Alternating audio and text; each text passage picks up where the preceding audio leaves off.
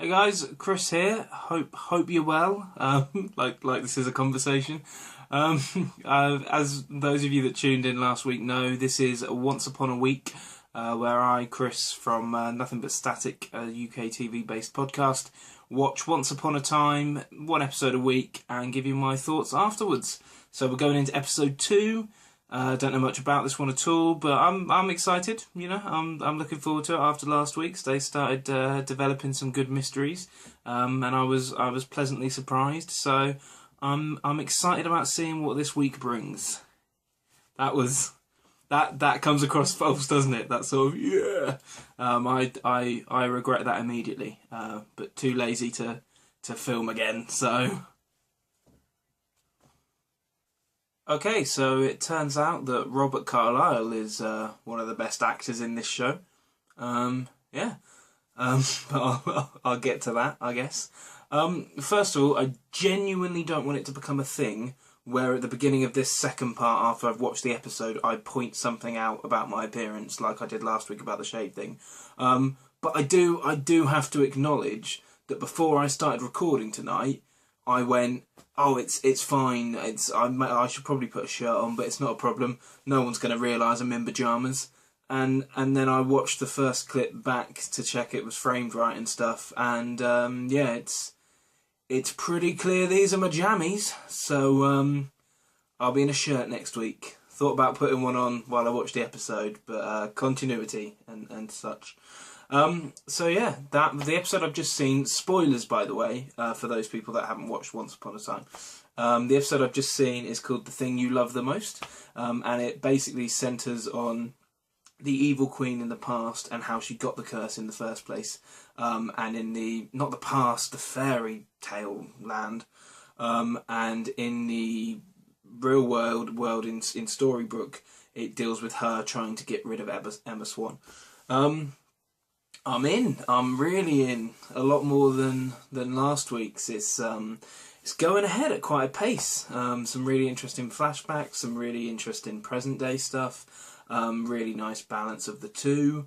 I think it's interesting. I don't know, like with the flashbacks, they've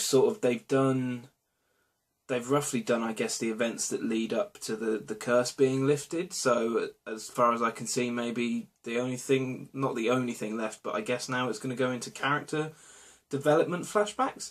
So we're going to see more of Snow White and stuff, I'm guessing, which would be cool. That would be exciting. I know it's by the same Lost guys. I hope it doesn't go down the sort of Lost route of random flashback. I want all the flashbacks to be good as the ones this week and last week.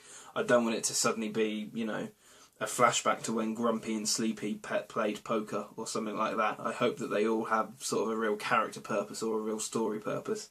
My guess is that they're going to go character and stuff. So I think that's really interesting, and I hope that's where they go, because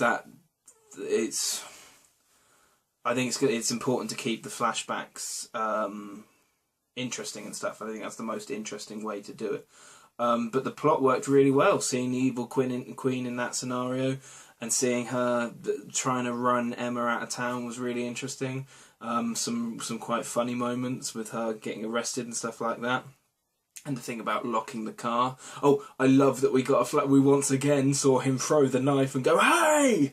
I commented about that last week. I was pleased to see that back. Oh, fucking that again. I hope that we keep seeing that clip. I want to see that clip for every episode this season. That would entertain me.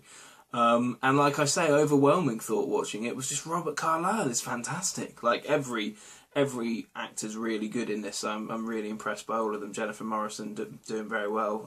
The woman who plays the evil queen, I don't know her name unfortunately, but she's rocking it. She's doing a good job.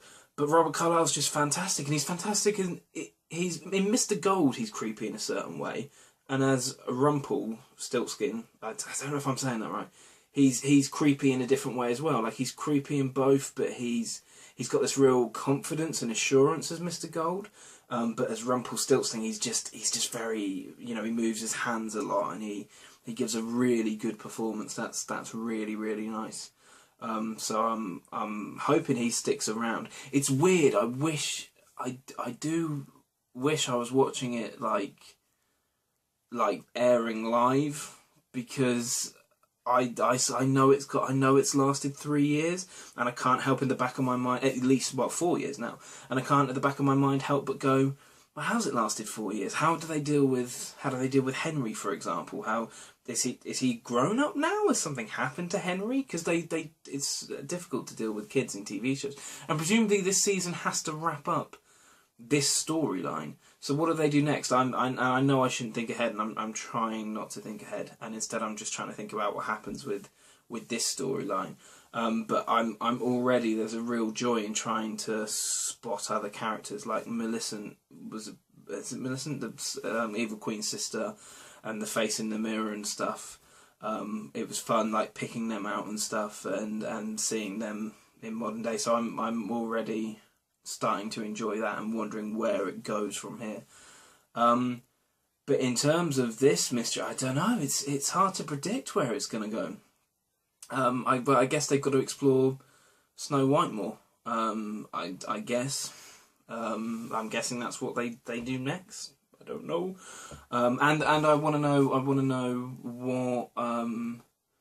what Snow White's done to the Evil Queen. I don't know if that's known in the actual fairy tale. I don't know it, so I'm looking forward to finding out about that as well. I don't know how nice cinnamon tea sounds. They've referenced that a lot this episode. It's like they were sponsored by cinnamon in tea and stuff as well. So yeah, and I hope they explore how the logistics work. There was a bit of expositional dialogue where Henry's like, so everyone's walking around in a daze and da da da da da da. I hope they explore that a little bit more, because he's clearly grown up, so can't be that much of a daze, because 9 years of his life at least have gone by, and he's been able to live for 9 years, which means the characters must have. Do you see what I mean? How can they can't? In order for Henry to have grown up there for 9 years at least, stuff must have continuously happened, and for her to return, stuff must have continuously happened. So, in what way are they in a daze? Are they just in a daze pre that 9 years? They just don't really know what's going on. I'd like that addressed a bit more. And I hope they explain how Rumpel is able to remember things. I really hope I'm saying his name right. So yeah, I've really enjoyed that. It is like, oh, I want to watch the next one. Yeah, no, I'm a little bit more hooked than I was, because of great writing and great performances. But both of those had the potential to flip over. You know what I mean? The performances had the potential to be too fairy tale and woo and be a bit, you know, if they spin the flashbacks out too much. I think both of those things could go. So I hope they don't. I'm assuming they don't.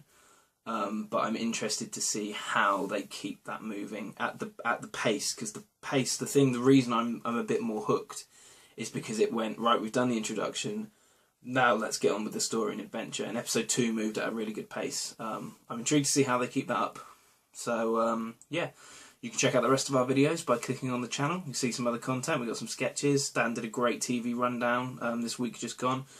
Check out the channel, watch that and a few other videos.